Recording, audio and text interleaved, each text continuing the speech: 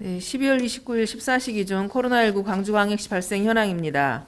12월 28일 어제 15명 지역 확진자 발생했습니다. 오늘 현재 이 시간까지는 3명 발생했고요. 총 누적 확진자는 1067명 되겠습니다. 중등도별 현황입니다. 중등증으로 구분된 분이 5분입니다. 전남대병원에 1분, 그 다음에 2분, 조선대병원에 3분입니다.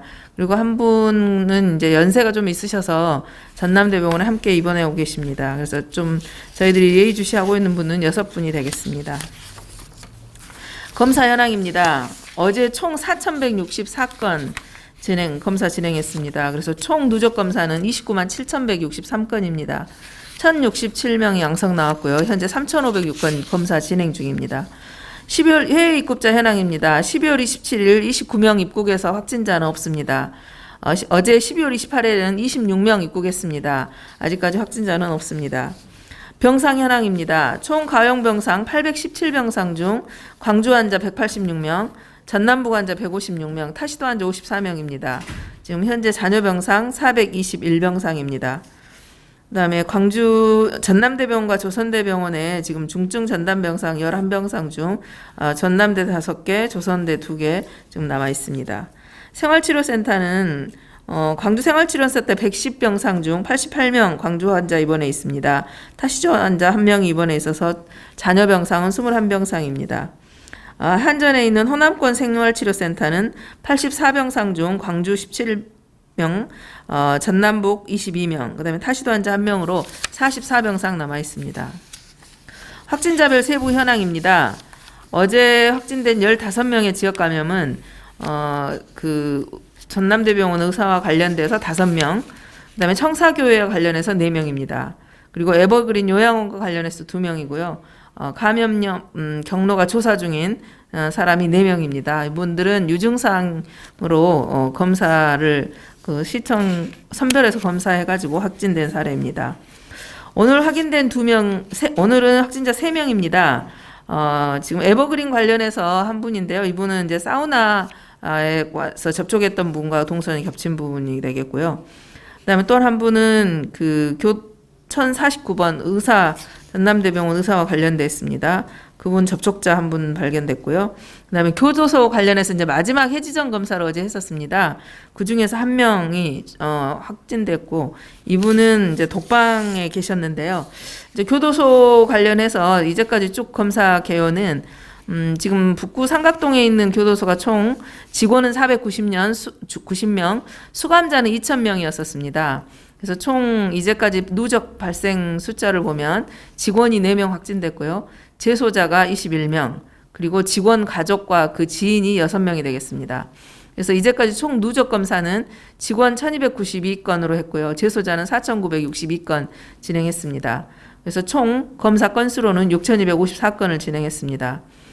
그래서 지금 저희들이 확진자에 대한 접촉자 부분에 대해서는 그동안 배식 도우미라든지 이런 데를 별도로 분류를 했고요. 동일실에 확진자가 발생된 부분은 저희들이 1인 1실로 격리를 했었습니다.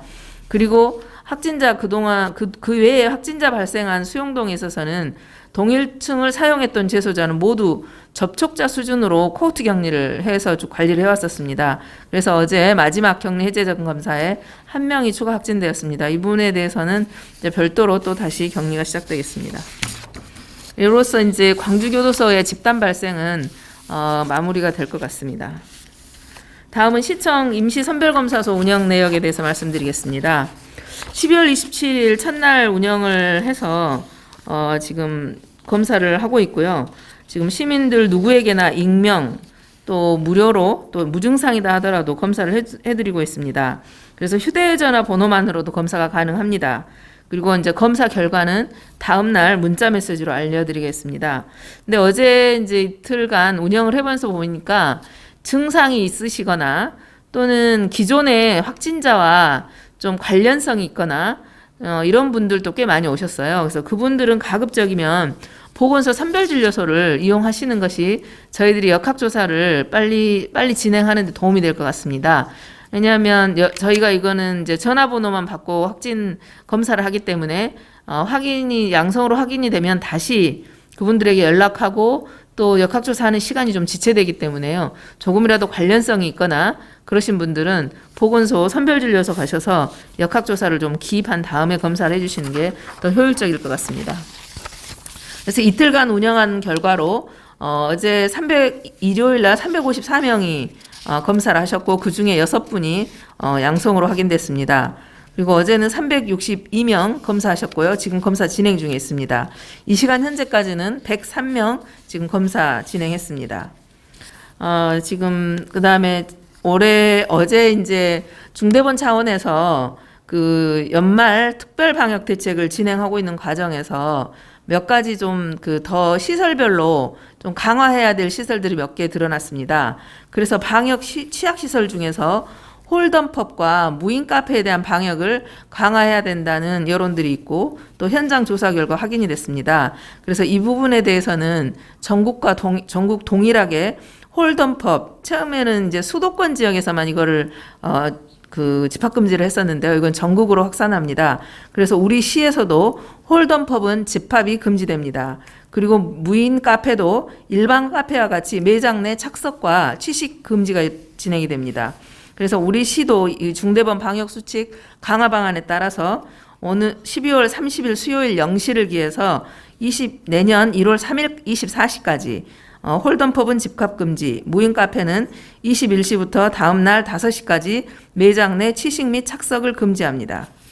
이 엽서를 운영하시는 분들 또 이거기를 이용하고자 하셨던 분들은 이 날짜 이 30일 수요일부터는 집합 금지가 된다는 사실을 명심해 주시기 바랍니다.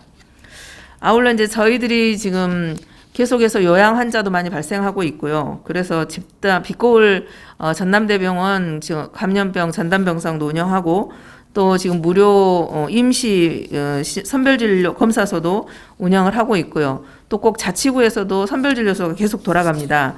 그래서 긴급 의료 지원단에 대한 모집은 상시적으로 계속 진행되고 있습니다. 특히 간호사, 간호조무사, 임상병리사, 요양보호사들이 상당히 부족한 상황입니다. 그래서 여기는 분야별 제한 없이 의사도 포함입니다. 분야별 제한 없이 수시로 모집을 하고 있고요. 저희들이 인력 풀을 먼저 구성해 놓은 다음에 그때그때 인력이 필요할 때마다 요건 근무 가능한 시간들을 맞춰서 배치를 하고 있습니다.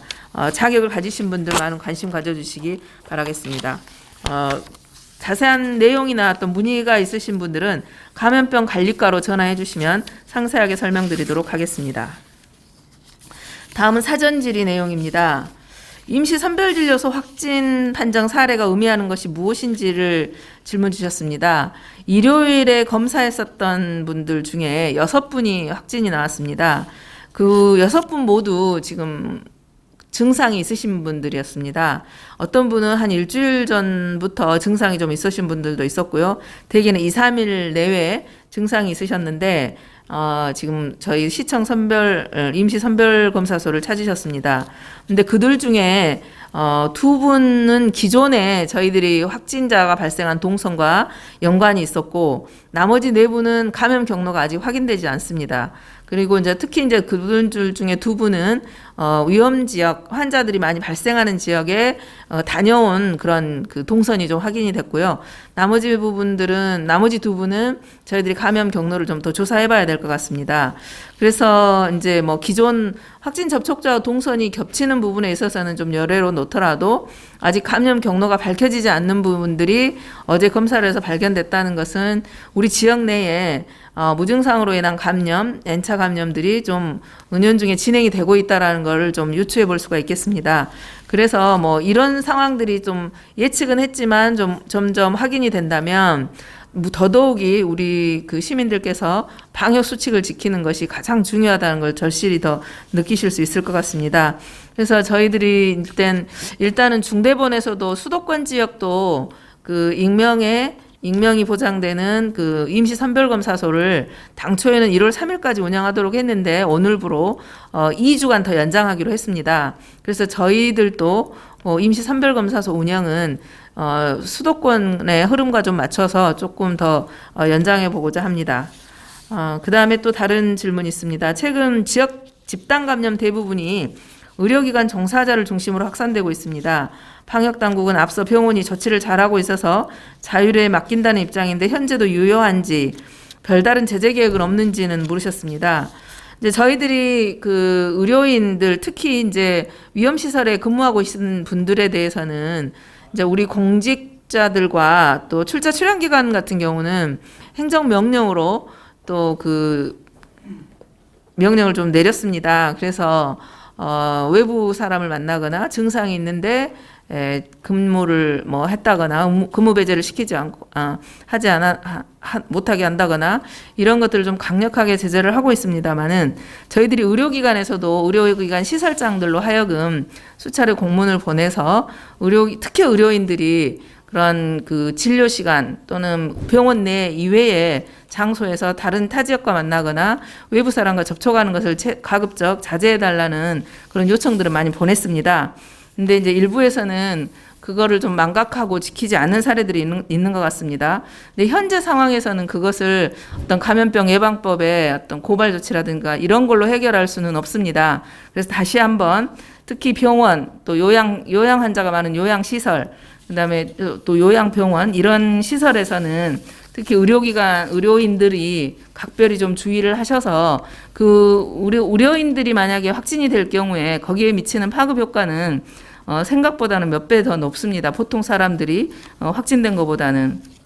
그래서 저희들이 다시 한번 여기에 근무하고 계신 분들에게 경각심을 불러일으켜 줄 것을 다시 한번 호소드리고, 또 저희들이 이제 다른 그 이외에 방역 수칙을 위반한 사례라든지 또 이런 부분들에 있어서는 철저하게 확인을 해서 거기에 따르는 제재를 가할 수 있도록 하겠습니다.